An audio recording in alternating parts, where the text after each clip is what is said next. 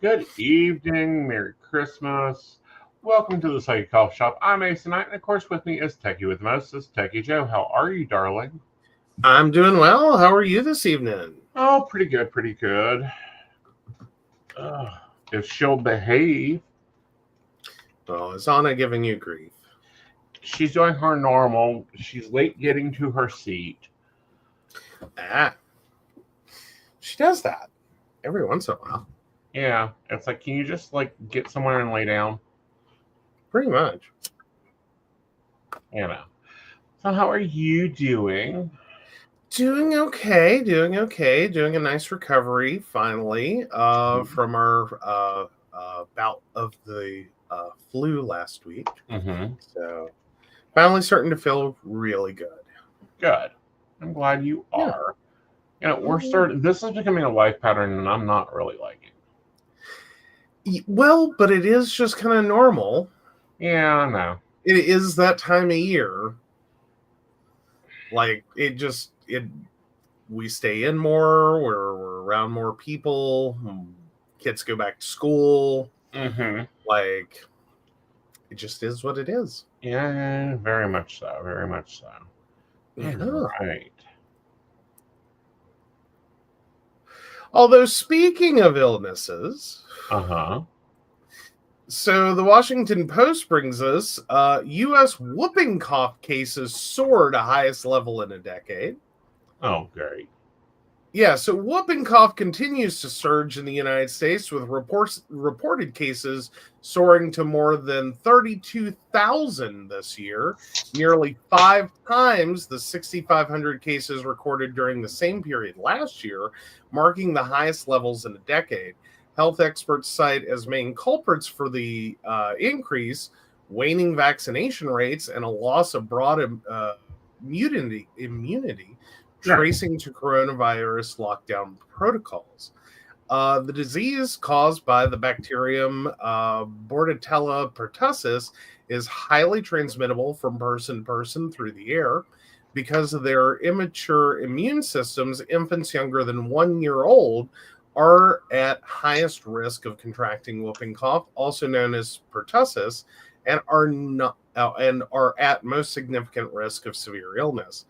Vaccination rates with the DTaP shot, which protects against diphtheria, tetanus, and pertussis, declined from March through September 2020 at the height of the coronavirus pandemic.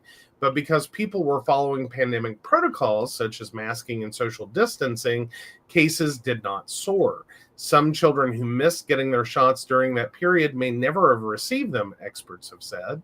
There are 2 types of pertussis vaccines in the U.S., the DTaP for young children and the Tdap for teenagers and adults. The DTaP vaccine is administered as a series of 5 shots to infants and young children up to age 6.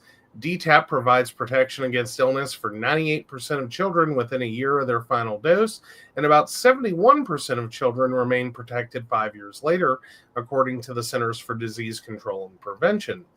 With the nation almost 5 years removed from the early days of the pandemic, cases are back to pre-pandemic levels, with more than 10,000 cases reported yearly.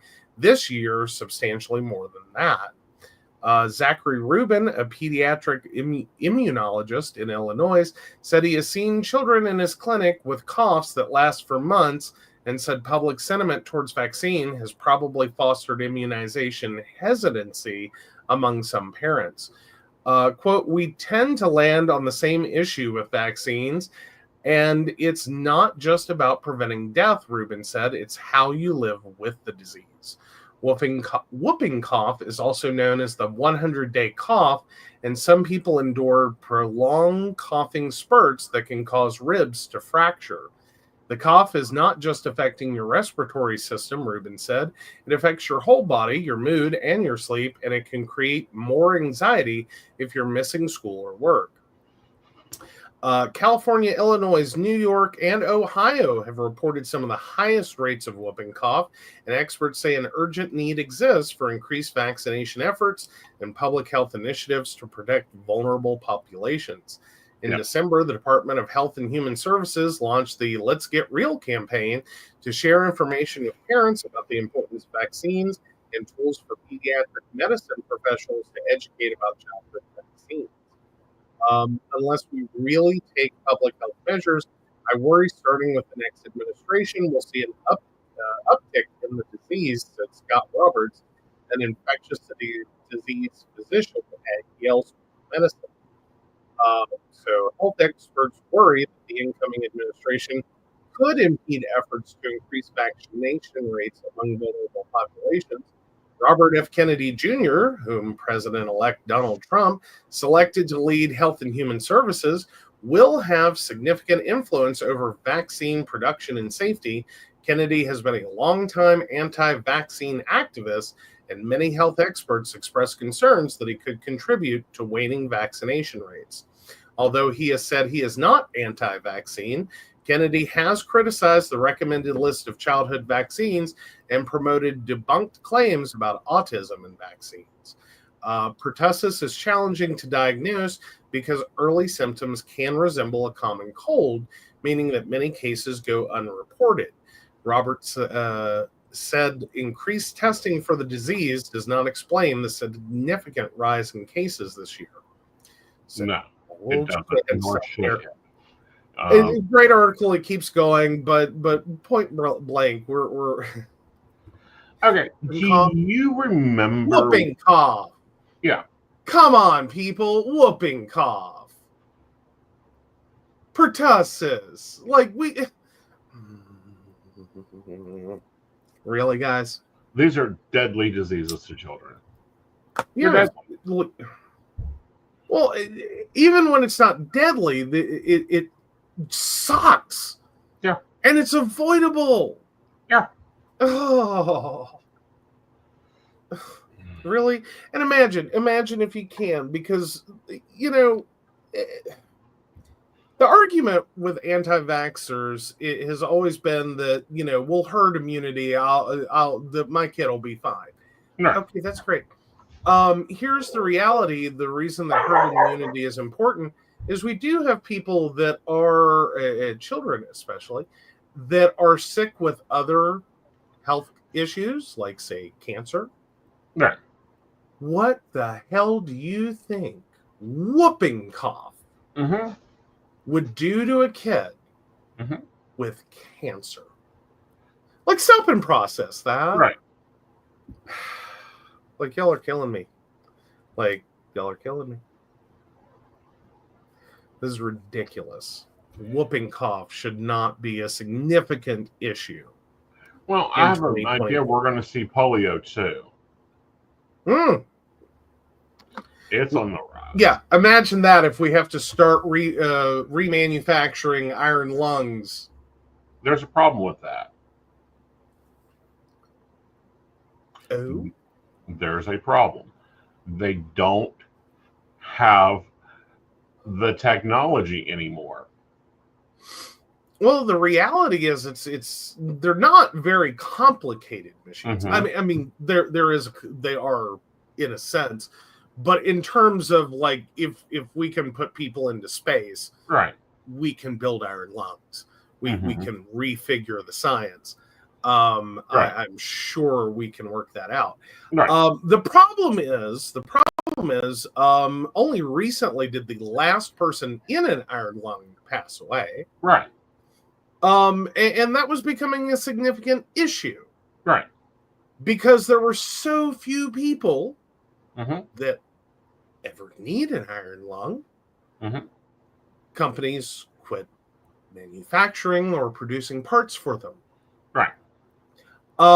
So to think that in 2024 we have to begin manufacturing iron lungs in 2025, 26, 27, that this would become a legitimate concern that we may have to start manufacturing iron lungs. Yeah. Seriously? Well, whooping cough and polio. Like, these are things that were supposed to be near eradication. Right. Polio especially eradicated. No one gets polio anymore. It's near impossible. You have to do horrible, not horrible things, but you have to do a lot of things to end up with polio in 2024, at least previously.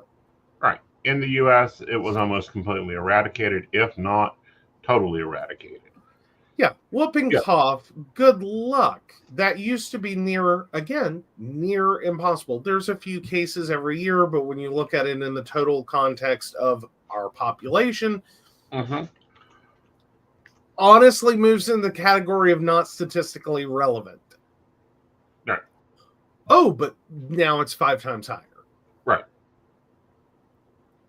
And this is the lead up. Right. Not even in office yet. This is the lead up. Right. This is and the unfortunate leftover spoils. I'll be back. Of the last time. So yeah, it is extremely frustrating to me.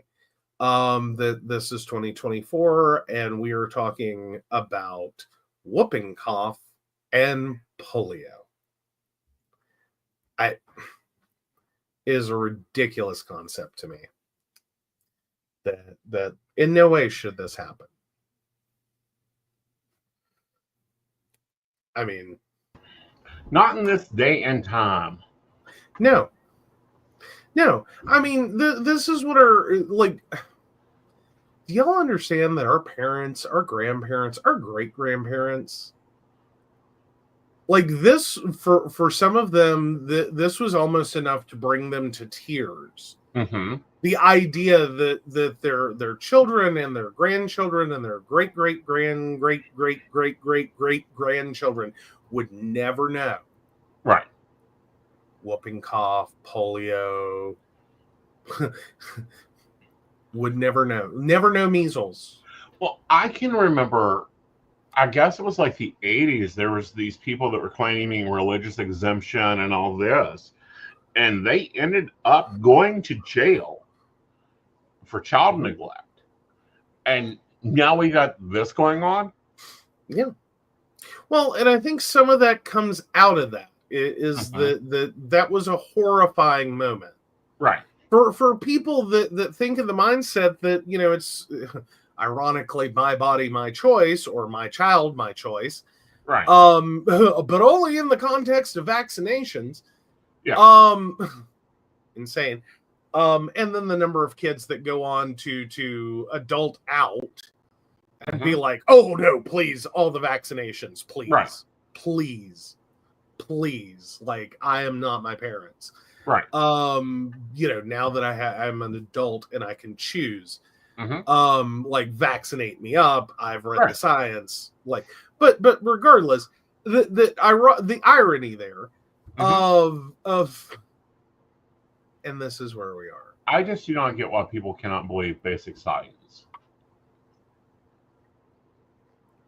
The reality is, we keep bringing science to an argument about personal choice. Right. And a very unnuanced argument for personal choice. Mm-hmm. Because it is not just not a nuanced argument at all. And quite frankly, the idea that you are going to be allowed to freely move socially move through a world without repercussions for choosing to opt out. Right. Of the very things that make this all work. Right. I'm sorry, we're not, if you're going to go do the homesteading, prepper, off-grid, removed to the top of a mountain, no one shall see or hear from you because you are a self-sustaining community of your own. Right. Then fine, opt out. That's fine. You're not going to be in public. Right. You are not going to get sick. You are not going to pass disease. Right. You go live on the top of that mountain. You enjoy your life. You enjoy your goats and your chickens and you go do that. Right. And stay the hell out of public. Right. You don't come off that mountain for nothing. Right. You don't come out of the woods for nothing. You stay in your holler. But if you want to freely move and take advantage of all the options that a global world has, right, there's a cost of entry. Otherwise, a lot of people get sick and die. Mm-hmm. Like, that's the no-brainer to me. That's the no-brainer. Is that within the ability to move, which is currently at the greatest apex that it has ever been, right, you have to pay a price of admission. And that price of admission is vaccination. Otherwise, this is just one giant petri dish. Right. Well, waiting. Just waiting. And they're coming back stronger. What does that mean? That means the medications that formerly worked for them no longer work for them. Which is true for virtually any disease. Right. Like, it's... Yeah. Like, these are not the weak little, measles that can't survive. Mm-hmm. This is going to be mutated. Right. This is going to be the hardy measles. The measles that really get in there. Right. The polio that really gets in there. Right. The whooping cough that really locks on. Right. Because these are the germs that are able to survive the fact that we have damn near eradicated. Right. Like, these are not your, like, oh, it's a little whooping cough. Right. This is not the limp-wristed, whooping cough, measles, and polio and everything else. These are going to be the germs, the bacteria, the viruses that can actually, like, hang on. Right.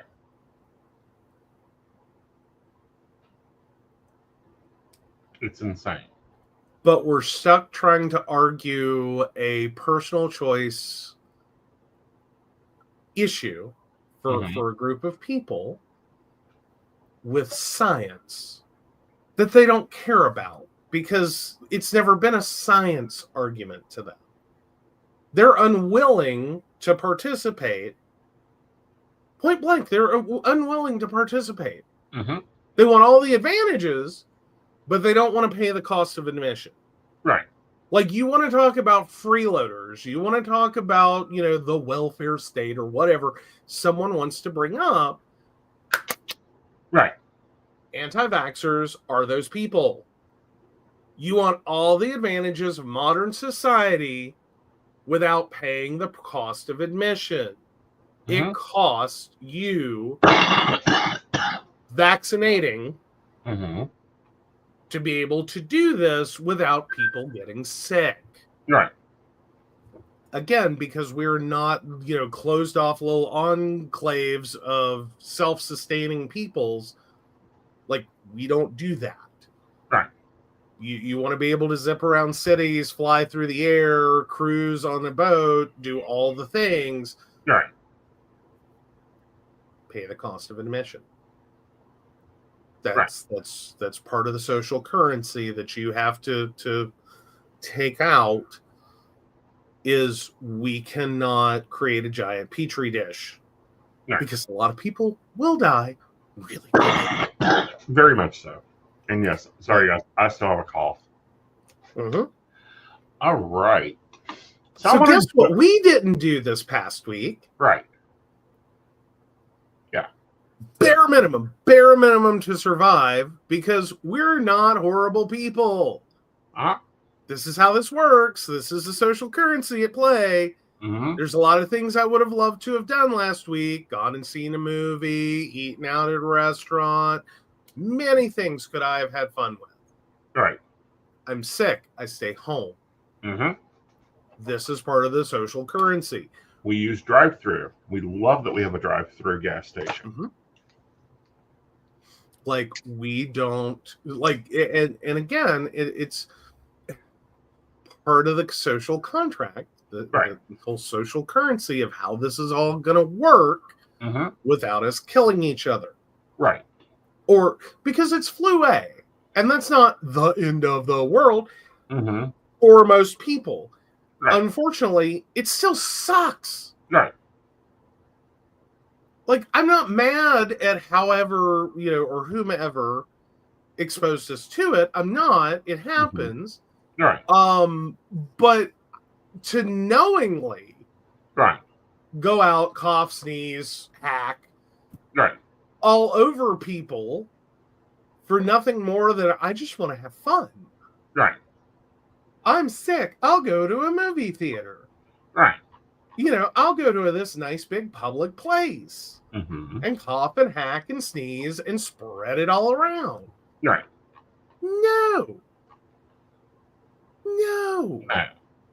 Not the deal. Right. Who raised you? Right. That's where I'm at with it. All right, so Devin says, preach it, Joe. You would be surprised the amount of doctors and nurses that would not vaccinate during the height of the pandemic. I, as a housekeeper, vaccinated and was appalled they would. Yeah. Yeah. It's absolutely nuts. I don't get why I don't like in my brain cosm of many thoughts that I have over my lifetime. I don't get where, people don't get this. What I mean is they don't get the idea of what they should do. And yeah, we got the flu vaccine, but we still got the flu, but it's much better apparently. Yeah. Like I'm not going to be mad if it was they vaccinated for flu B and we got flu A, like a zig and a zag, kind of moment, or just the unlikely, reality of we somehow got exposed to type A. It was supposed to be a B year, right? Like none of that can I be mad about. Exactly, because it's been much better comparatively. Yeah. Sorry, I'll be point blank. It's been a lot better. Yeah. Yeah. I mean, and every once in a while, it's a miss. Mm-hmm. All right. So we got some bad news and then some more bad news. And then we're going to talk about some things we might want to look at doing. All right. So where are we headed? We are heading to Big Lots going out of business. Yes, and Party City is also going out of business too. Mm-hmm. So let's start with Party City. I'll let you pull an article on Big Lots. So yeah, the party is coming to an end at Party City. The retailer, which emerged from a previous bankruptcy last year, has again filed for Chapter 11 bankruptcy. The New Jersey-based company filed early Saturday in U.S. bankruptcy court for the Southern District of Texas. In the filing, Party City Holdings, Inc. will implement an orderly wind down of its business and liquidation of its assets. The company will put its assets up for bidding, or if there's no sale, initiate store closing sales to liquidate all the Party City Group companies' retail and wholesale inventory and locations, according to the filing.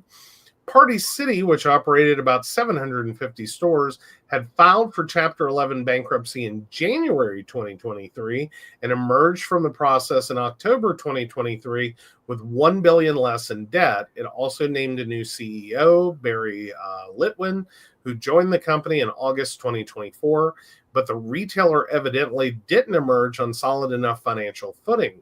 Bloomberg recently reported the company was considering a sale or second bankruptcy. In its bankruptcy filing Saturday, Party City reported assets of between $1 billion to $10 billion, along with liabilities of $1 billion to $10 billion. The company said it has between 10,000 and 25,000 creditors. Litwin told corporate employees in a meeting Friday that Party City is winding down operations immediately and that today will be their last day of employment, CNN reported Friday. USA Today has reached out to Party City to confirm its plans. Quote, that is without question the most difficult message that I've ever had to deliver, Litwin said on the video conference call, which CNN reported it watched. Party City's very best efforts have not been enough to overcome its financial challenges, Litwin said, according to CNN. So that's one closing. Mm-hmm. All right, so now Big Lots Sorry, I got to get past the ad. No. So Big Lots to close all stores, going out of business sales at 33 South Carolina sites, 9 in the Take upstate. the new article. I'll take the new article. Okay. Sorry, missed that part. All right. So Big Lots says it is having going out of business sales as it seeks a new buyer. So national retailer Big Lots says it will begin holding going out of business sales at its remaining stores because it still has not found a buyer to boost it from bankruptcy. The discount chain has not said it is going out of business. In a statement released Thursday, however, it said it is holding the going out of business sales to protect the value of the company. It previously was in talks with Nexus Capital Management to purchase it, but that deal has fallen through, the retailer said. The company said it is still pursuing an alternative transaction with Nexus or another party. Big Lots said its goal is to complete a transaction by early January. We all have worked extremely hard and have taken every step to complete a going concern sale, Big Lots CEO Bruce Thorne said in the company statement. While we remain hopeful that we can close an alternative going concern transaction in order to protect the value of the Big Lots estate, we have made the difficult decision to begin the going out of business process. A going concern deal is when a corporation up for sale is able to show that it still has enough resources to continue operating indefinitely and does not need to be liquidated. The sales are happening online and in store. Big Lots announced in September it was filing for bankruptcy and closing stores. It still has more than 900 remaining. Well, that's debatable because I had a problem getting the article because there is article after article after article after article after article after article of Big Lots going out of business. Well, and it's basically it's the prelude to a going out of business. It would be a miracle at this point, right, for them to make a new deal and that actually go through, and them not get liquidated like their whole business model. Well, North Carolina 66 sales, 66 sites will be closing. All stores in Florida will be closing. Back over. Denver, Colorado. The Big Lots is closing. What we know about the store announcing going out of business sales, like location, after location in states across the country, closing. Like they're just paralyzing themselves, and like they're closing, going out of business, but they're going up like Kmart's and one video rental stores when there's only one left.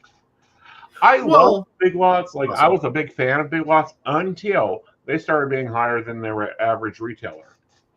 Yeah, it started becoming shop at Walmart, shop at Big Lots is the same damn price. Yeah. Within a small minor difference. Right. But no. The problem with Big Lots, and the problem with Party City is both of these are examples of stores that you really have to have a strong economy and a lot of purchasing power and a lot of disposable income existing in your average household in order for these to be companies that survive. People treading water don't hold parties. Right. They don't spend a bunch of money hosting Halloween and birthday parties and Christmas parties and this event and that event and this other thing. They're treading water. This is a luxury that they can't afford. Big Lots, on the other hand, has always again been in that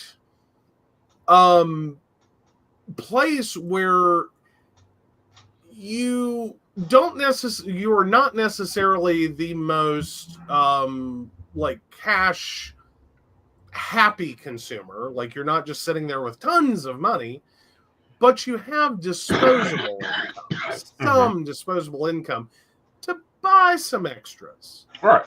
To shop for a few extras, to pick up some, like new pillows and but you're not looking to break the bank to do it. The problem is the bank's broken. Yeah. Like, the piggy bank has been smashed to smithereens. Mm-hmm. There's no disposable income left Mm-hmm. for the majority of consumers. These are both stores that rely on extras. Well, that, and I think that online has taken them over. Like, do I want to go and spend an hour and a half choosing the theme for your birthday party, shopping for the things for your party, or do I just want to go online, click 3 buttons, and boom, it's at my door tomorrow? Again, I still say that at best we're skipping out. Like, we're not doing it. Mm-hmm. Like, we're taking less money. That even if you are still like having birthday parties, you still have money for birthday presents. Mm-hmm. We're really socially skipping the whole party, Right, and going out to eat. Right, or cost less work. Well, and again, now Party City also requires a certain level of lifestyle. Right. As in, it is a lot to ask any human being to work full-time or full-time plus, and then also go shopping for party supplies and host a party and make food for a party and watch a bunch of kids or alcoholic friends or whatever, whatever your party is. To go through all of that, it's becoming less and less likely that like this is a very single income household, right? Luxury. Again, we don't have those. We're now a dual income mandatory or tri-income, and what I mean by that is one person's working 2 jobs, or 5. Or the side hustle reigns supreme. Right. That you have your full-time job, you're also running Uber or Lyft or whatever, DoorDash on the weekends and in your off time, just trying to make it all work. Right. And that's financially where most people are. Then you turn to Big Lots. It has long been a mom store. Right. Again, built around the idea that you have bored housewives who are capable of going out with their extra income, which many of them may have been working like Mary Kay and Avon, and some of this is again as extra money that allows them to have some nicer things that you can shop for, live, laugh, love, and new pillows and cutesy decor, and this is a big chunk of what they sell. Well, that, and then they also sell like food at discount, which was great 20 years ago. Like when I was a nurse, I'd get through Big Lots and grab food. I'm sorry, Big Lots killed me on food years ago. Because I didn't quite understand this whole liquidation thing and exactly how that works. I bought expired mayonnaise. Oh. I was done with ever buying food at Big Lots. Like, I still get a little like, check the dates. You need that in your damn grocery store. Sorry, it's true. You can. It is very important to rotate your stock, check your dates, and actually throw out stuff that's expired. Meanwhile, like personally though, you've also had a situation in which this whole liquidation concept, right? Well, the concept was very unfortunate. How our retail, and I think a lot of people have gotten tired of this. First retail, second retail, third retail. Well, and the landscape of that has also changed a lot. Right. With more and more online shopping, more and more of what we do is done in like return dumps. And those are not necessarily going to back into the secondary, tertiary market that Big Lots has long thrived on. A lot of those are being bought for like different business opportunities. Right. That, you know, like we've seen some of those pop up here in West Virginia as well. That are, you know, they're pallet returns. Yeah. You know, you whatever returns, you know, like that would have gone to Amazon, but it's not worth Amazon's money to restock it. Go into a giant bin, they get auctioned off. Right. And they're loosely segregated into like home goods, electronics, and companies are buying giant pallets. Right. And if you can sell it, great. If you can't, oh well. Right. Dump it in a landfill. And even if that, like, and that's usually at some very rock bottom prices. Like Big Lots was claiming for years, they had the best prices, and it's like, no, you don't. No, you don't. See, I wonder where Ollie's is at this, and what I mean by that is big stuff's cheap at Ollie's. Or good stuff cheap is the Ollie's motto. They're almost an identical business model.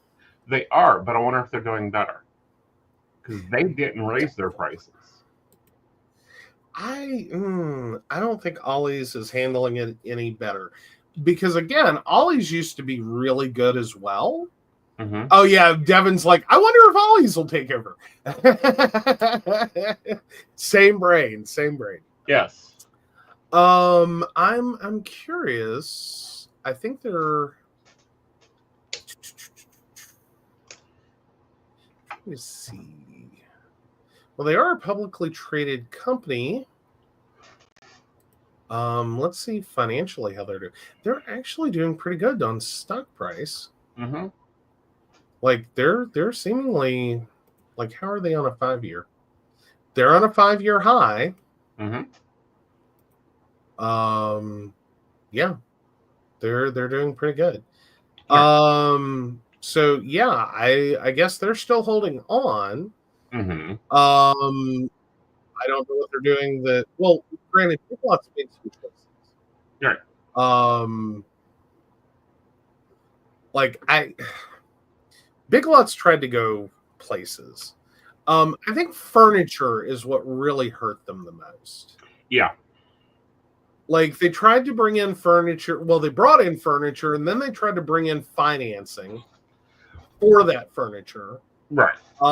Which they were mostly selling to people that probably had bad or not great credit. And some economic instability. Well, you know what I mean? Like these are high risk consumers. Right, but that's also was probably their moneymaker. And what I mean by that was the furniture they were selling mostly was Ashley. But during the pandemic, all 3 Ashley warehouses burnt down. Yep. Yeah, had some issues there. Right. Like but again, Big Lots tried to rebrand itself. I think it was like 5-6 years ago. They wanted to go more upscale. They wanted to reach a higher demographic. Right. You know, a better economically situated demographic. I don't think that worked for them. Right. Like they kind of abandoned their core consumer base and then shot for like, you know, 300,000 earner, like media, like household incomes, is I think somewhere around the neighborhood where they were shooting for. And they really couldn't overcome a long-standing, you're a discount retailer. Like they just couldn't overcome it. It's who they were. Right. And so yeah. Didn't really has not panned out for Big Lots. And I think everyone, and it was the sad reality is watching it happen. Like this has been a train wreck in motion. Is you just sit there frame by frame watching them do it and going, oh, this is going bad. Right. Oh, this is gonna be it. This isn't going to end well. Right. So yeah. I find it unfortunate that it happened. I don't find it surprising that they're going out of business. I just find it unfortunate that it's happening. Right. And it mostly has to do with the fact that, like, they didn't pay attention. They didn't listen. No, they didn't listen to the consumers. They didn't listen to what the people were buying. Mm-hmm. Anyhow. All right, let's move over to, since we've been talking a little bit of bad business, let's talk about some of these top frugal ideas. Oh, good. So BuzzFeed brings us, quote, I haven't paid for it since 2020. People are sharing their most frugal habits, and some of these are game changers.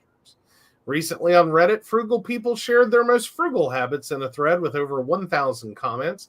As someone who's trying to save every penny I can, I get a few ideas reading through the thread, and it was just too good not to share.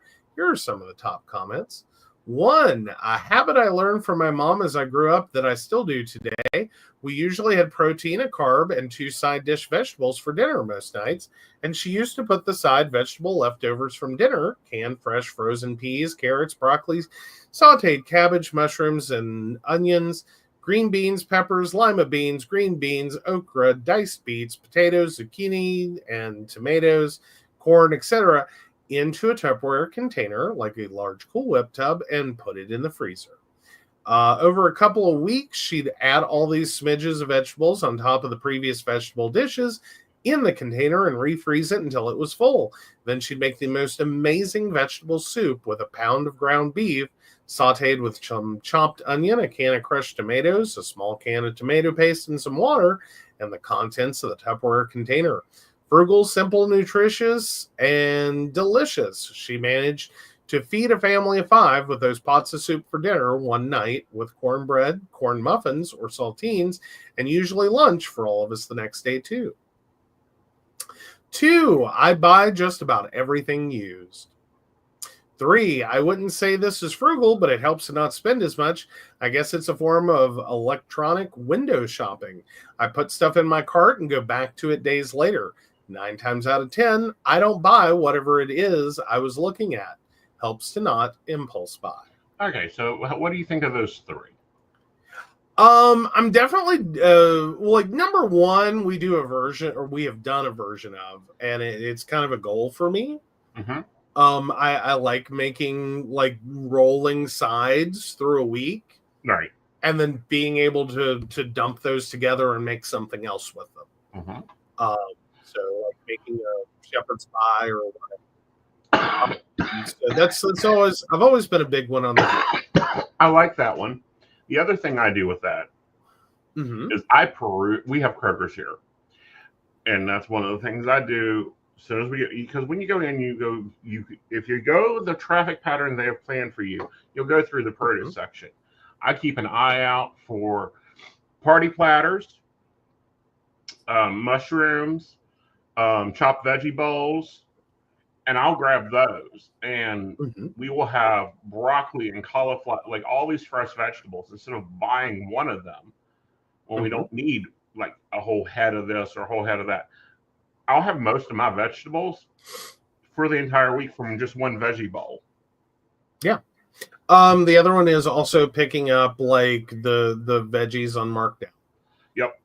Like we buy mushrooms every time we see them on sale. Right. Because and let me point out that mushrooms, 1, are a really great protein add, but 2, most importantly, the level of effort you actually have to put into them is bring them home, open them up, dump them in a freezer bag, chunk them in the freezer. That's it. All you got to do. Not that technical. Now, if you buy a veggie bowl, you have to separate it out because you're not going to be cooking all the vegetables that are in that veggie bowl. And you get a little treat of cucumbers. Exactly. So I buy just about everything used. That number 2 sticks with me the most because that's going to really depend upon where you're at. Right. Like that doesn't translate as well in West Virginia. Like if you're in an economically depressed area, that may not work out as well for you. Right. Now, if you're in a more affluent area, a more upscale area, you could very easily get a lot of really good previously used items. Right. Like your consignment shops are going to be a wonderful thing. Mm-hmm. You're going to be able to pick up things that are still relatively new. Right. In West Virginia, and I see this a lot, and I've gone through it a lot, and I especially kind of blame, so to speak, these kind of money saving guides. For it is I do get comments from or requests from some of my customers to keep an eye out for a used laptop. Mm-hmm. And I always struggle with that because it's like, honey, it's West Virginia. Right. The used laptop. By the time it's a used laptop, Mm-hmm. You're usually in a $75 price range. Right. 75 to 150, and it's usually garbage. Right. Like it's pretty much been used to the extent of its value. Right. Like you don't get, this is not, so to speak, a college town. You don't see a lot of like $3,000 in the fall laptops getting sold off in the spring. Right. Like that's not the deal. Right. So what we're looking at in terms of equipment is it's not really going to be all that useful. Right. Now, the window shopping, the electronic window shopping, mm-hmm. I have always been about. My Right. Amazon cart, like, don't ever just check out my Amazon cart. Like, like disaster could strike. Because my Amazon cart usually has a fair number of stuff that just kind of sits there and collects dust. Mm-hmm. Some of it is, if you let it sit there, you will get enticement offers. Mm-hmm. It is nice to window shop and be like, I could buy that. Right. I could buy that. Right. And then think, do I really want that? Right. Like, do I like it? Would I like to have it? Sure, but do I really want it? And I do this a lot with Amazon because I have gotten like email price drop and it's 50% off of what it was. Mm-hmm. Yeah, and those are happy holidays, really Emily. helpful. Happy holidays. So I'm all about that one. Just put it in your cart. Like go on a shopping spree, put it in your cart, mm-hmm. and walk away. Right. Come back to it, look through it, and go, yeah, really. Yeah. Yay. All right. So number 4, this may sound strange, but composting and recycling, having to separate my trash has made me analyze my food waste and other purchases. It also makes me look at home before purchasing new items. Mm-hmm. That one's a little different. Yeah, it's, I don't think I fully understand the logic there. Like, I feel like there's an overriding logic that doesn't come naturally to me. Well, one, composting is great for the gardening. Mm-hmm. And then, you can use that to raise your vegetables. It's much cheaper to do it that way if you can keep up with it. The other thing is using things at home. Instead of going out and buying a lovely tin cup that says, hello, gorgeous, taking a coffee cup that no one's using. Or you broke the handle off of. Or you broke the handle on them and reusing that. Mm-hmm. Now, my comment about, buying everything used, that's normally okay, except in this area, I do not know what's wrong with the consignment shops. That's where most clothes go to die. Yeah. Yeah, the clothes aren't working out for that. Right. All right. Let's go on to number 5. Pay-as-you-go prepaid phone plan for $30 a month. No complaints. I'm not missing out on anything. I think that one's true for a lot of consumers. Mm-hmm. I think most consumers can definitely go with a pay-as-you-go prepaid plan. Right. Do be careful if you rely on your phone, right, your cell phone, to make money, especially if it's connected through a call system. As in, you're thrown calls from a giant mothership. mm-hmm. Sometimes the prepaid pay as you go does not interface well with that, and it Right. has trouble throwing those calls. So be very, very, very careful Mm-hmm. if you're, because like you cannot do this. It does not work. It is I the can't do it. number I'm one hearing, and killer. I've talked to people doing Lyft and Uber. They can't do it because they won't get an accurate display of their location to get the thing. Mm-hmm. Mm-hmm. Yeah, a lot of that has to do with because what these are called is they're MVNOs. Right. And that's like your Straight Talk, your Cricket, your there's a couple other Boost. Mm-hmm. All of those they're virtual cell operators. Now you may have a little more success if you stick with prepaid from AT&T, prepaid from Verizon, Mm-hmm. prepaid from T-Mobile, but be very, very careful with the non-big three. Right. So if it is like Cricket, for instance, Right. be very careful with that. If it's Straight Talk, be very careful with that. Because what actually happens is they're using Mm-hmm. Verizon, T-Mobile, or AT&T's network, but then they're segregating that traffic off Mm-hmm. onto their own servers and routing it. Mm-hmm. And it creates some handoff issues. Mm-hmm. It's a little over technical, but short version, not always the best for you need that communication to go through right now. Right. If you're a general human being on this planet who's just placing phone calls and sending text and browsing the web, you're fine. Do it. $30 a Mm-hmm. month, all you need. The other thing is family planning it. Mm-hmm. Like mom needs a cell phone, you need a cell phone, the kid needs a cell phone, your wife needs a cell phone, your brother needs a cell phone. Family planning it, because Even a group of friends, you don't have to be related. Right. Like go in with your friends. Yeah. Like, I mean, make sure you have responsible friends before you do it, but go in with friends. Right. Like, just, everyone has to be cool with it.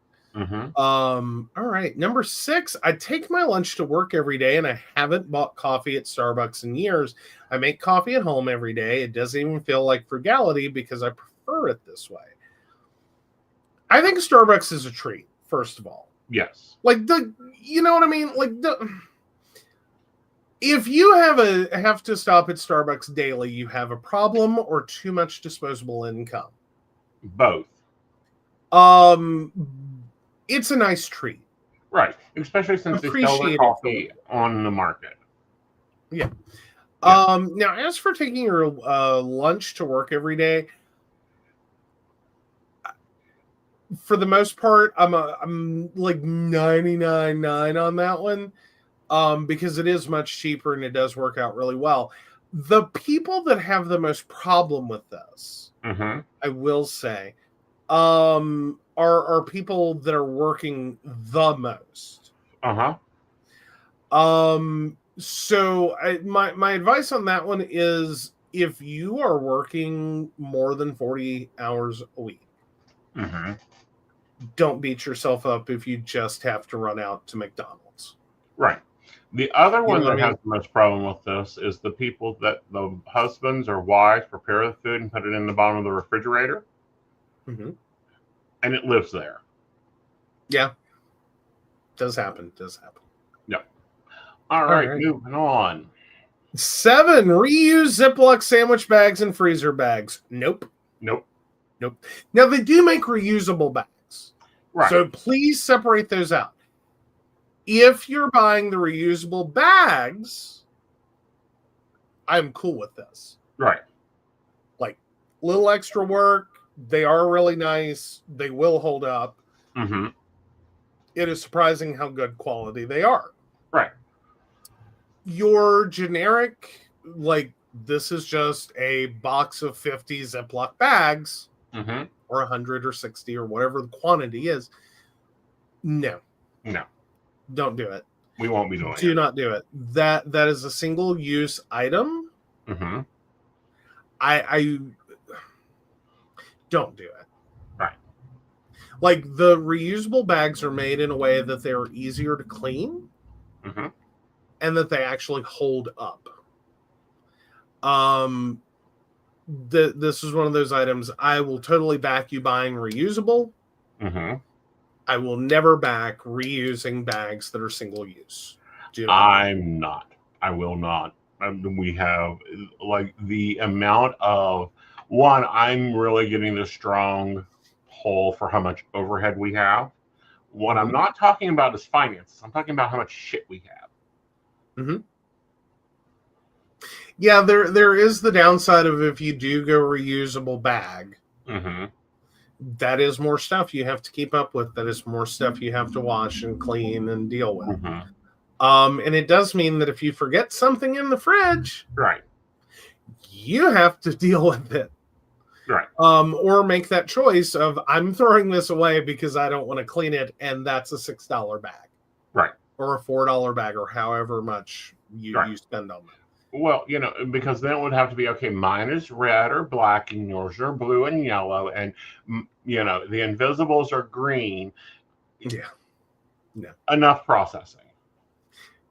A lot of it can get very difficult to keep up with. Yes. Right. All right. Number 8, I used to be trigger happy with my debit card, but now I take out money for expenses for the week. The first month was the hardest because you're breaking old habits. That, and I had to get ahead of the curve with the bills. I'm interested in that one. It really does rely on your getting consistent income and your budgeting to live within that. Right. But even just taking the cash out at the ATM and just using that cash instead of swiping the card, because here lately our bank's been a little bit of a pain. Mm-hmm. I'm really thinking maybe going 1980s. Okay. All right. Number 9, the most frugal thing that I've been the most successful with and consistent with is doing my own car repairs or maintenance. Ironically, my whole family and I drive Honda, Toyota, so they barely have issues, but I've saved myself thousands over the years by now doing it myself, and I transfer those skills to help my family and friends, or friends and family, which makes me feel better knowing I can help them out financially by doing expensive work for a lot cheaper for them. No. Mm-hmm. If you are so mechanically inclined, that can be a very good thing. Right. Please understand, a lot of people are not. Right. And there is no shame in a Jiffy Lube oil change. There's a happiness on a Jiffy Lube oil change, so that means I get a cookie. Well, there you go. Yeah. All right. Number 10, there are a lot of frugal things I do, but the ones that have the biggest impact are tracking every penny I spend and sticking to a budget. It surprises me how many people don't do this. I know people who have never reconciled their accounts, checking, credit card, etc. I use a free program called New Cash to do these and more, keep track of investments, net worth, etc. That is probably the A1 biggest thing, is just the concept of really taking a look at where your money has gone. Mm-hmm. Because money will go quickly, and it will definitely run away on you. Right. And it usually starts with, well, it's $5. Right. And it's the individual, it's the extra pack of gum, it's the this, it's the that. And none of the individual expenses are all that big. Mm-hmm. But when you're continuously making tiny purchases over and over and over and over, mm-hmm. you'd be surprised what you could have bought with that money. Mm-hmm. And some of it really is realizing, for the longest time, and this is the one that I think everyone thinks makes me weird. And I know, breaking one of the earlier rules, but I was working over 40 hours a week, so trade-offs. But for me, in eating out was the sudden dawning realization, I don't care for French fries. Mm-hmm. They don't do anything for me. I eat them because they're there. Same thing for hash browns. Fried potatoes don't do a whole lot for me. Right. Like they don't excite me. They don't make me happy. They don't, I mean, they kind of fill you up, but I forego them. Right. Like, to me, it's a bunch of, one, wasted calories, and two, in a lot of cases, wasted money. Yeah. Like, it is amazing how much cheaper you can make a meal, especially at, like, McDonald's or Arby's or wherever, by just getting the sandwich and a small drink. Right. Like, you know, and actually consider, and, you know, even if you go with a slightly bigger item, you're getting better food, in a sense, than just a deep fried potato of some variety. Right. Or actually recognizing that all it does is just overload you. Right. So get the sandwich, the Right. thing you actually want, and try skipping the potato. Right. Like, it's stupid. Because, I mean, it's not a whole lot of money. And Well, that's always been the upsell part of it. As well, if you're going to get a sandwich and a drink, then you might as well get the combo. It's, you know, it's, quote, cheaper. And it is if you actually want the potato. right. But if you're not all that into it, or if you don't know if you're all that into it, it's also more money. Right. Like, and it's stupid. It's stupid. I know it's stupid. But you would be amazed how quick, especially if you're having to eat out a lot. That's $30 a month, easily. Easily. If all you do is just eat out for lunch, $30 a month right there. Right. Just boom, knock it right out. Right. The other thing is, and we found this out, is we go eat Chinese, we do Bob Evans, like we'll do the more higher end, what you would think is higher end restaurants. We're spending less. Because, example, Subway is $28 for us two. I can have sushi for that.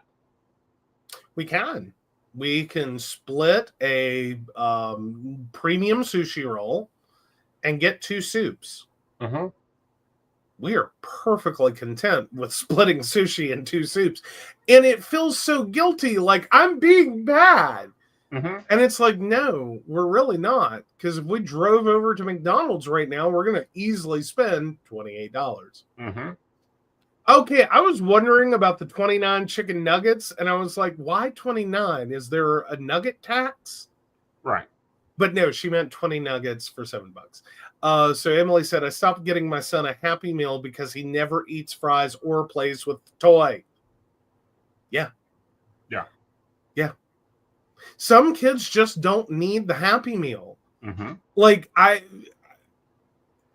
some parents really need to confront the reality of, like, it's just not something their kid is into. Now, some kids really are, and they'll beg for the Happy Meal. They love that frickin' toy. It is kitty crack. Right. Other kids, it's just like, this isn't adding value to their lives. They're not excited by this. Well, and I do want to throw this out there because I've noticed this with a lot of people. Order from the app. Yes. The reason I say that is the number of times I've said and watched people, and they will have flashing advertisements for this, that, and another. And it really is easy to get drawn in by the big, pretty picture. Because it speaks to you. It's what you want your food to look like. Like, it is meant to be an enticing photo.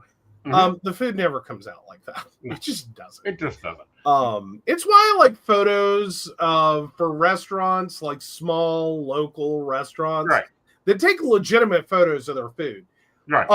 Because you get a very nice, like, best they can do, accurate representation of what you're ordering. It's gonna be within a fair margin of error. Right. What you get served on a plate looks like the thing that they took a photo of. Right. Which is way more realistic. Right. To begin with. And but I swear to God, like McDonald's can kill me with a chicken sandwich. They've like that image is gorgeous. That is everything I want my chicken sandwich to look like. It has never, not once, has it ever come out. Like the closest we've gotten to getting the photo is the corporate store in Morgantown. Right. And even that is it's closer. It's a lot closer. Yeah. But it's still not it. Right. And you get discounts and all that, and that's all going to be in your app. All right. Let's move on to the next one. I work at Starbucks. We get unlimited free drinks on the clock and 7 free food markets a week. I usually work 6 days a week. So 6 days a week, I eat breakfast at work, and oops, someone made an extra sandwich. We don't want to waste it. I'll eat it. 2 free meals a day, almost every day, is pretty nice.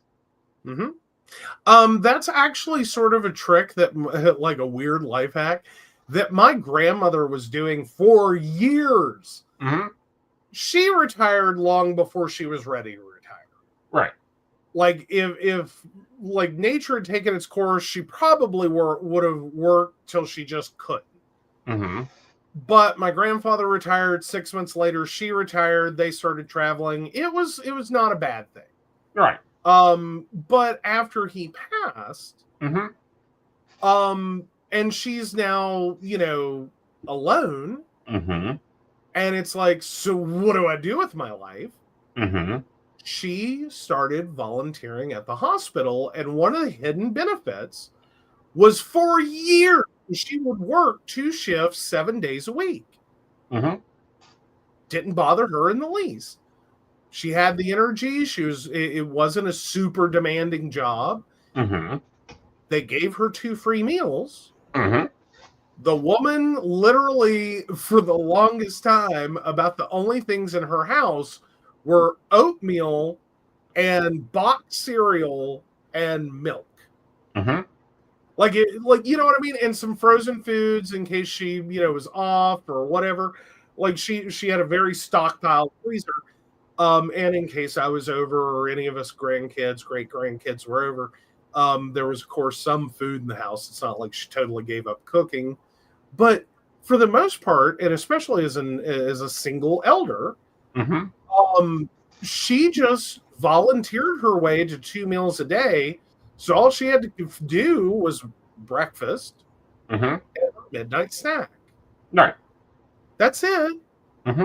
Like she had cookies and cakes and, candy in the house. But other than that, for 2 meals a day, and granted at the time, this hospital still in-house cooked, like they weren't store-mart. They were in-house cooking. This was really good food. Like she's getting good nutritional food. She did that for the better part of like 20 years. 2 meals a day. Free. So you use those benefits. Take advantage of working at a place, especially if they have really nutritious options. Right. Like, don't just buy the junk food and the cakes and the candies and the bag chips and all that. Like, really focus on what you're getting and like put good food in your body. I'm totally about that. But take advantage. All right. Moving on to the next one. I saved my bread bags for dog poop. They're actually really good bags for picking up dog poop, though. My question is this: how many loaves of bread are you going through in your house? Yeah. That seems like a lot of bread you're going through for this to actually be a thing for you. Right. Like, I don't know. All right. So 13, I cut my sponges in half. For some sponges, I totally get that. For others, like, you have to buy some quality sponges to do Right. that. Well, the But Scotch yeah, Brites are quality. I could see cutting them in half. yeah, the Scotch Brites, yeah, they've gotten bigger. Mm-hmm. Like, has anyone else noticed that? Like, sponges like doubled in size. Yeah. Like that what? one I can see as Can being anyone a explain thing. that? All I right. just don't get why it happened. Like, sponges used to be like the size of a bar of soap, Mm-hmm. and then they flipping doubled. Because then they probably got thinner in quality also, so you can charge more, and people think they're getting more when it's not really. Mm-hmm. Because I don't know, I Oh, remember sponges that lasted months. These around here, it seems like they're gone in a week. yeah. Yeah. And sponges have always been something, and I think like previously, Mm-hmm. to be real honest, I don't think we really paid attention to our sponges Right. until like news media outlets started telling you the dangers and horrors of sponges. Mm-hmm. And we actually started to pay attention to the fact that like that's nasty. Yeah. Like that's nasty. Mm-hmm. Throw that out, use a new one. Right. All right. So pick up cans I find on the ground and recycle them for 10 cents. That's a northerner. Mm-hmm. Mm-hmm. Fair enough. 15, I cut open all my product containers and use every last drop. It's more about not wasting stuff, but it's also frugal. You would be surprised how much product can be trapped in a moisturizer bottle or toothpaste tube. It takes a lot of resources to make our daily products. Using them up is an easy way to reduce my waste footprint. I'm outsmarting corporations who want me to buy more of their products. Honestly, it's not even about corporations just being nefarious. Mm-hmm. It's that our containers suck. Yeah. Like, containers suck. Like, I don't know how to better, like, it's just an inevitable part of a product container. Mm-hmm. Is that for durability, to hold a shape so that it can be labeled and look pretty on a shelf, there's a lot of wasted space. Mm-hmm. And the product inside the container Mm-hmm. ends up trapped in it. Right. So yeah, definitely like be careful when you do that. Right. Like some containers, like don't, if it's an aerosol can, please do not try to get every last drop out of it. Throw it away. Those Right. will explode. Do Yeah. not puncture them. Right. You like, it's not like the little bit that's left in it is not worth you losing an eye. Mm-hmm. So do not puncture anything aerosol. But if you're talking about like a tube of lotion or God forbid beauty products, Mm-hmm. y'all, the amount of product trapped in that container. Now, another one I've seen recently, and it kind of Mm-hmm. popped up all over TikTok, was pointing out that like insulin pens, Mm-hmm. those have a lot of wasted insulin in them. Really? Like people are just, because it doesn't fully empty. Right. Again, it's a product design flaw. Right. That there ends up being extra insulin left in the pen after it's empty. Uh-huh. And again, this is do at your own risk, but there are videos that explain this. Uh-huh. And use a standard syringe Mm-hmm. to extract that last bit of insulin. And it does help with reducing the amount of money people are spending on insulin. Do not dig out of someone's garbage. Do not do not do this with someone else's insulin. Right. But if you're doing it with your own and you're very, very careful, right, it is a consideration. The like, other that thing shit's is, expensive. and I'm glad you pointed this out, the other things is you do not want this to be long term. Yeah, insulin has a very short shelf life. Right. Yeah, you don't, if you've already thrown it out, don't go digging through your trash. 1. 2, but it brings up a really good point, and probably the better point to make is skip the pen. Right. get your vial, get your syringe, Mm-hmm. gonna actually get all of the product you're paying for. Insulin is fucking expensive. Yes. And Heavily. sometimes you really do have to look at what you're buying and the way you're buying it, Mm-hmm. and considering the container loss Right. as to, is it cheaper? Right. Is it better? Mm-hmm. Or, what is my exchange? This convenience, Mm-hmm. whether it's spending less or it's pre-measured and self-dosing, all of these things have a cost. Right. Like, so think about what you're doing. Sometimes it makes more sense Right. to not buy the auto injector or the easy injector or the smart injector or the whatever we're calling it this week. Now, of course, like EpiPens. Yeah. Just buy the fucking EpiPen. Yeah, but what I'm saying there is don't I mean, stock like, them up. And I'll use that when my delivery's late. No. Oh God, no! Do not stockpile your insulin pens to use them up later, or in case you get like no. This is a continuous thing you would have to do. Yes. So yeah, don't screw around with that. All right, I buy small cucumbers and put them in my pickle jar when I run out of pickles. I'm going to try this because we always get those pickles in the vegetable bowls I get. I mean, not pickles, cucumbers. I can just throw them in the pickle jar. I don't know how well that's going to work out. Should work. Although I did see a thing that was kind of cool the other day. Uh-huh. Which is you can speed up the rate at which like cucumbers become pickles Mm-hmm. by pressurizing. Yeah. I was like, that's cool as shit. I'm sure every corporation does this, but to me, it was just when you suck all the air out, it forces the brine into the cucumber, Mm-hmm. and you literally skip. Right. And I was like, that's freaking cool. Yeah. But no, I like that idea. Mm-hmm. 17, I work construction. We often throw out a disgusting amount of cutoffs and leftover lumber.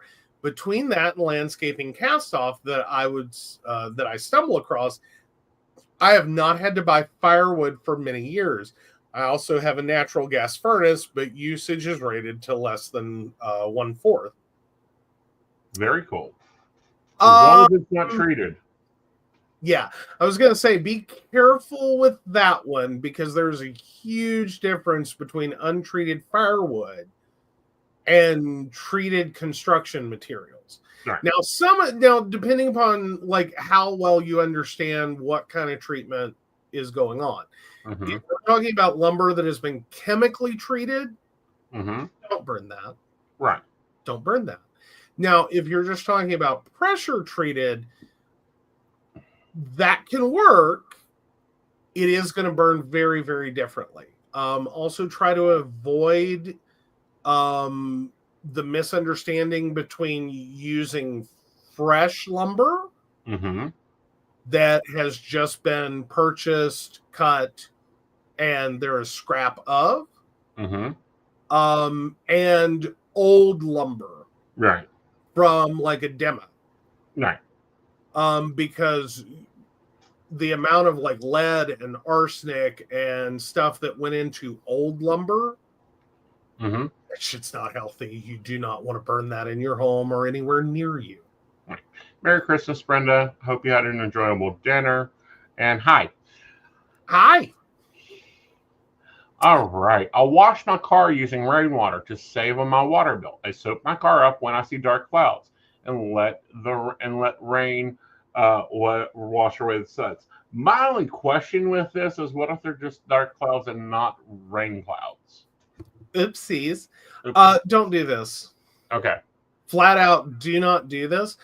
All right. So rain is not necessarily the cleanest thing in the world, especially depending upon where you live in the country. Mm-hmm. And what that water source is that is evaporating to form your clouds. Mm-hmm. But most importantly, trying to gauge the amount of soap to put on a car Right. versus the amount of rain you're likely to get, and the fact that you've now just basically greased up your car. Don't. Yeah. Please don't. Like, Yeah. there's That's gonna be so hard many on the things wrong paint. with this one. Yeah. All right. 19. Me and my wife have been splitting a soda when we eat out for over 30 years. Here recently, we usually split a meal. They give you so much food, we both end up full. Anyway, That's good.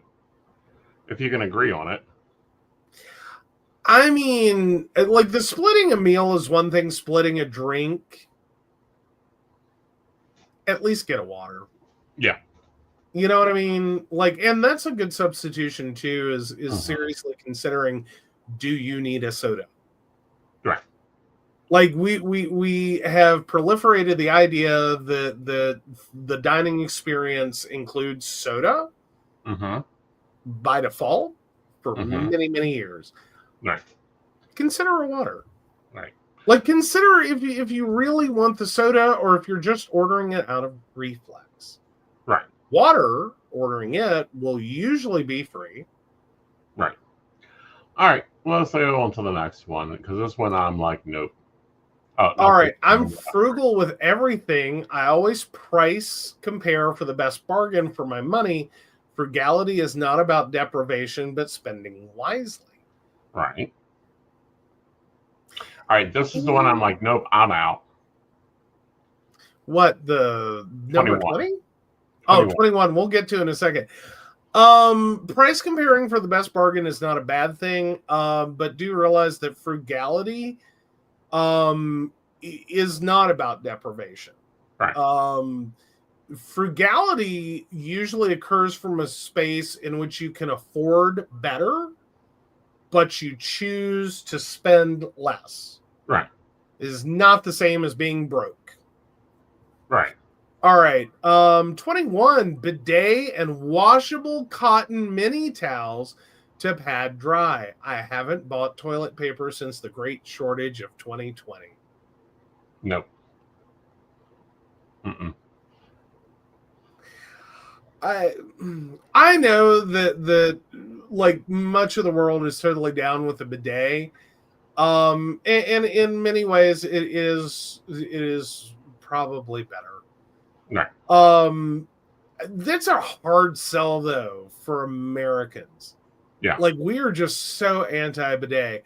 The washable cotton mini towel is, I think, where it just gets Mm-hmm. Is like no. If you're gonna go the bidet route, like, get used to the fact your toilet trips take a while. Right. Just accept that. Right. Like, this is a more involved process. Mm-hmm. It's not like you're going to be in there for hours, but it is going to take a few minutes. Right. All right, 22. I take my clothes to the tailor to have them repaired if they rip or get a hole. I've had the tailor chuckle at me for bringing her $20 Old Navy flannels to repair, but she's happily patched the holes and I still have the shirts. Almost all my jeans have the crotches patched in them, but some of those jeans I ripped the crotches on 5+ years ago, and I'm still wearing them. The repairs are always far less than a new item would cost, and I'm not creating more waste and buying more junk. It's an all-around win in my book. Key emphasis there is you have to buy quality to start with. Yes. Buy things worth patching. And again, this is where frugality is not the same thing as being broke. Right. So it starts at you can afford and choose really nice items, quality clothing that is worth repairing. That unfortunately is also becoming a bit of a problem. Fast fashion is really starting to take over. Right. And so the quality of things that you can buy now is really difficult, even at a high price tag, but is very hard. Right. defined. Like that quality that's worth fixing. Right. I mean, all clothes will eventually, have a rip or a tear. Finding clothes that's still worth it to fix it. Right. All right. So when a bank has a cash reward for opening a new account with ACH, I transfer the minimum from savings to the account and set up a small deposit for my paycheck until the requirements are met. It's been a few $100 each time. That's a lot of accounts to keep up with. I mean, I'm all about like take the free money. I really truly am.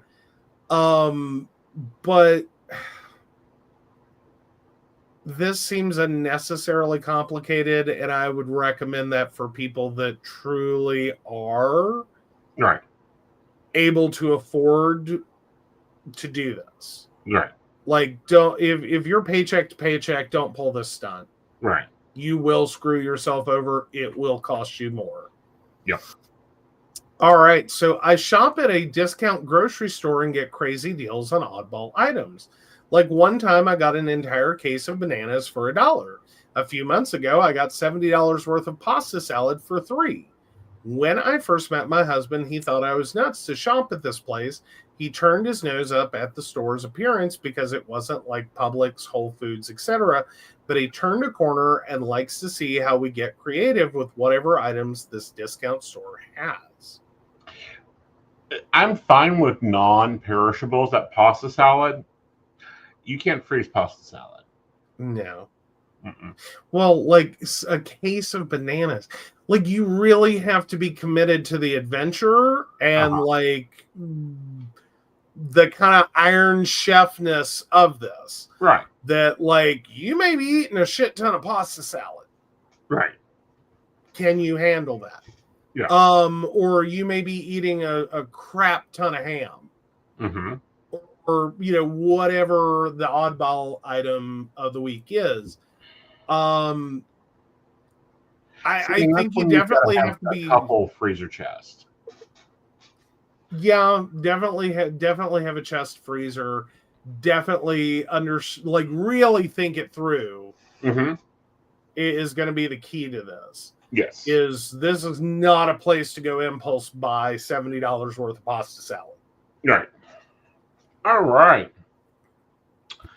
25. I make cold brew coffee overnight on Sunday. Then on Monday morning, I refill an old jug or whatever, bring the coffee, and have cold brew coffee Monday through Thursday at work. I work from home on Fridays. Save $7 a day from Starbucks. That's in my work building. Yeah.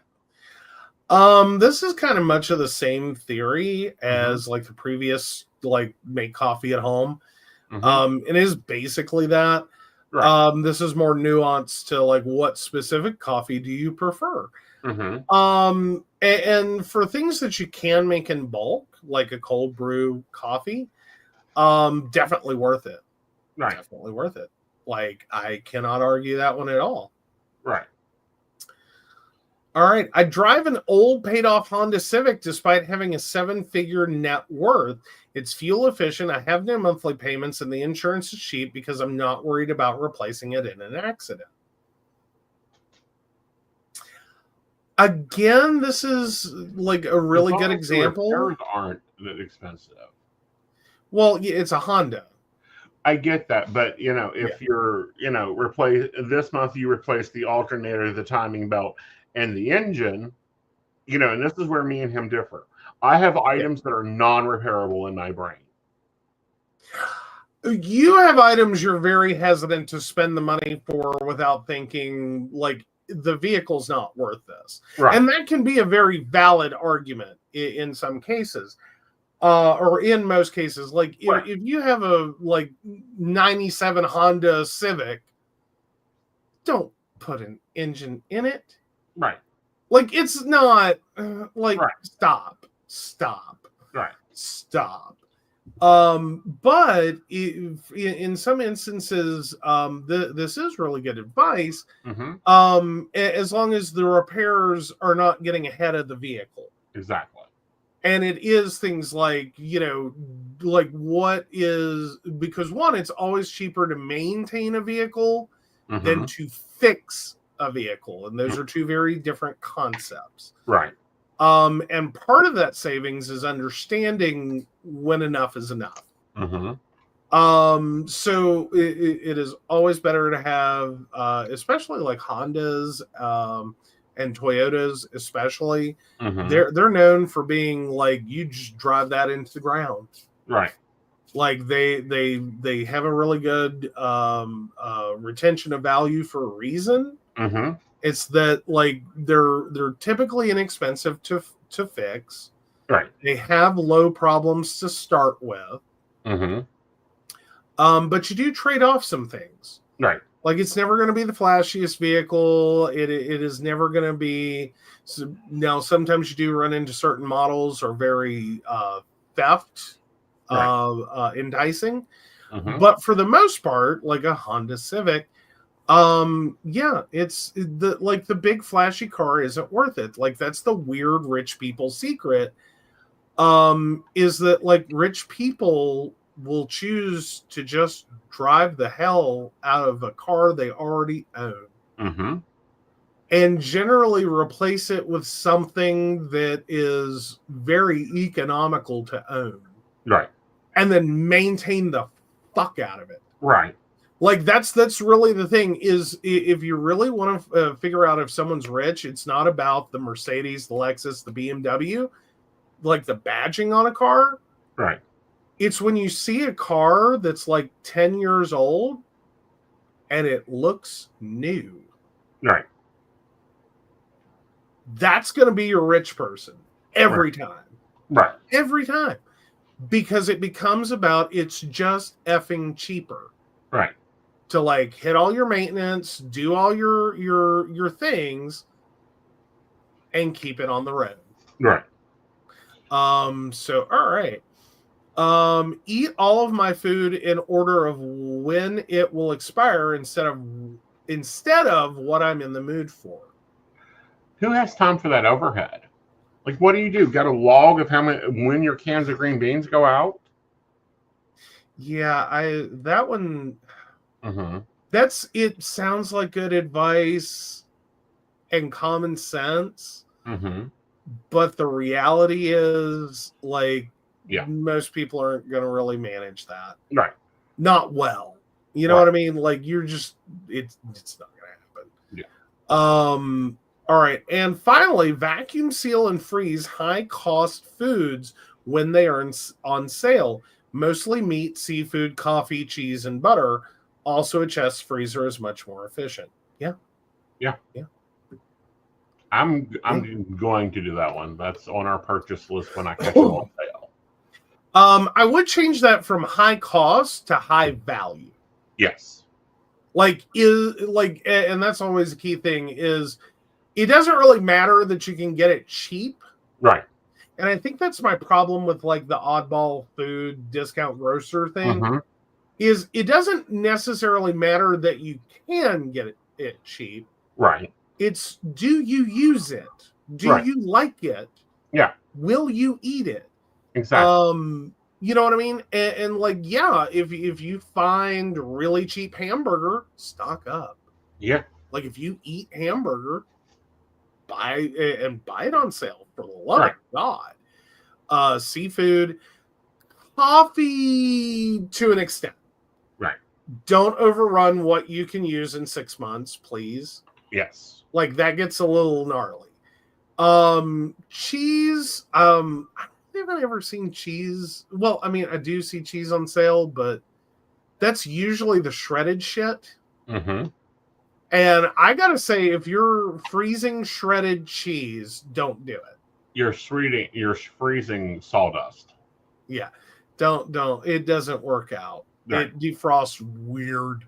Right. But if you're talking about finding block cheeses on sale, right, or nice cheeses on sale, right, that are in a block, do that. Right. Like that's probably one of the best things. And it's also this key secret to like making cheese sauces. Right. And really good Italian. Is block cheese versus pre-shredded, pre-grated, pre-whatever. Mm-hmm. Buy it in a block. Yeah. Own a grater. Buy cheese in a block. Hmm? It has less preservatives. It's better for you. And if you can get the natural cheese, it's even more delicious. Mm-hmm. Mm-hmm. All right. Let's go ahead and take a look at Are You an Asshole? All right. Am I the asshole? My relative took some toys for her grandkids without asking me. I have various family members visiting with their kids around the year. They bring their kids, and as the fun uncle, I take them around town and see the sights and parks. This time I had a pile of new toys that I'd been saving to give to a charity, and this relative, Heather, asked me why I had so many. I explained the situation that I was giving them in remembrance of my mom since she loved kids. Heather then mentioned that her very young granddaughters might appreciate a couple of the toys too. I just looked at her and said no. It's not that I don't give the kids and the family presents, but these were not for them. We didn't discuss it again. The following day, Heather left to go back home whilst I was at work. When I returned, I was told by family that she had asked them if she could take a couple of the toys. Now, Heather is quite forceful, and the other family member was a bit cowed and kind of just mentioned maybe she should wait for me to get home. Heather overrode their objections and took the toys and left. I was obviously pissed when I got home to that news and called her straight away. She claimed that the charity, it's a children's hospice, wouldn't miss a couple of toys, and it was too late now as her granddaughters had already opened them and loved them. Heather said it sounded like I was calling her a thief, and she didn't appreciate that, and now I had spoiled the joy she would have at seeing the little ones playing with them because of my implication she had stolen them.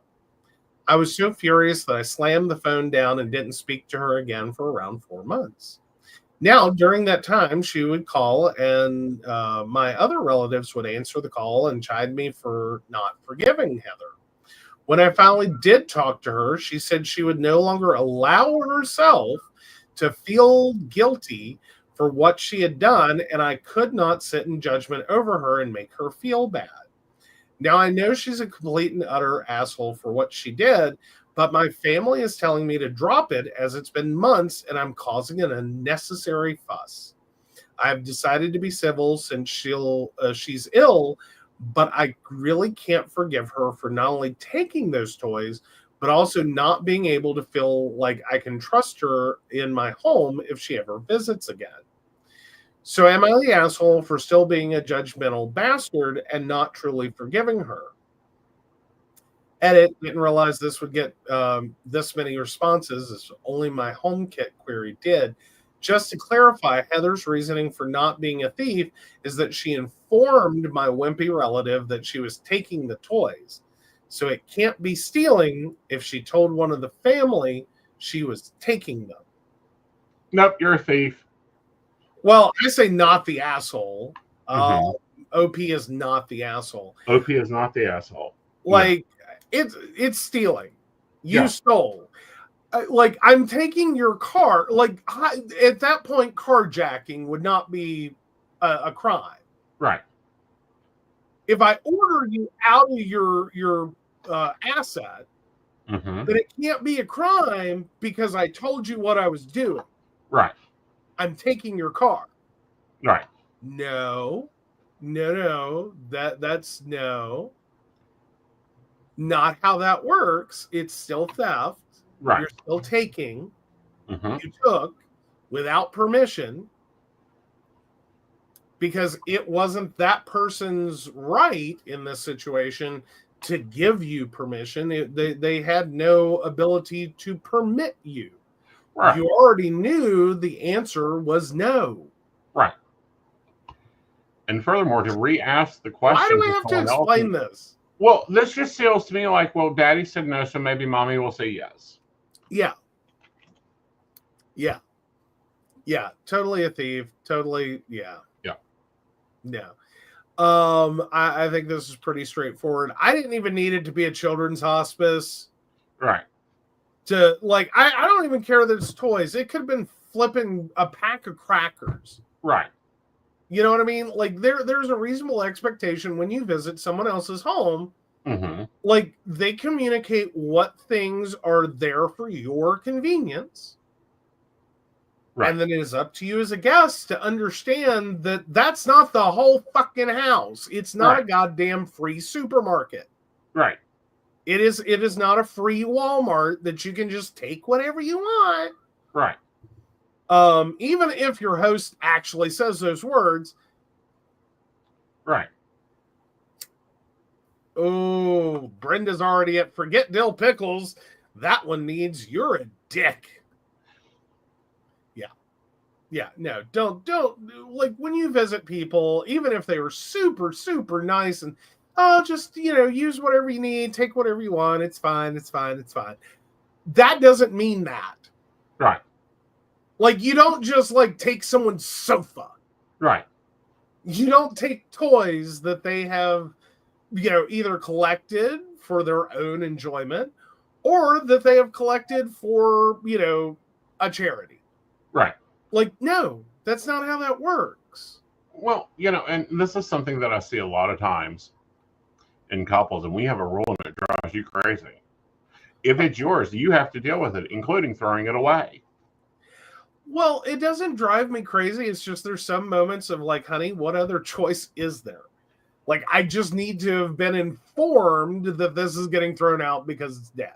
Right. Like, I don't need you to set it in front of me and be like, what do you want to do with this? It's like, it's fucking dead. It's like, there's no other choice. Just tell me we threw it out. Mm-hmm. So I can register it in my brain that we don't own that. Right. Like, because there's no choice. Right. Like, it's long past its life. It is dead. Brenda's at steal from me, never come back. Exactly. Yeah. All right, so let's go into our psychic forum. By the way, the poll is up on YouTube. Go ahead and vote. All right. Help, I guess. Hi, everyone. First and foremost, I must say I've grown up strictly Catholic.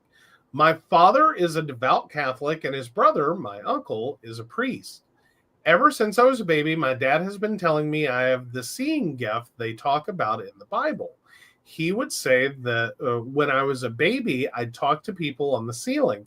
I have vague memories of a red-headed lady who I think is my great-grandmother, Nina, that would sometimes appear on the ceiling clairvoyant style.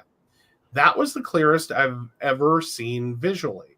I think that's the last time I had access to my third eye because I saw something or someone next that wasn't one of my family members, and I got very afraid. Now I only have clairaudience. I would like to know more about clairaudience. I usually hear when I'm almost about to fall asleep, but recently tried channeling and was successful for a few minutes, but got scared again, like when I stopped seeing.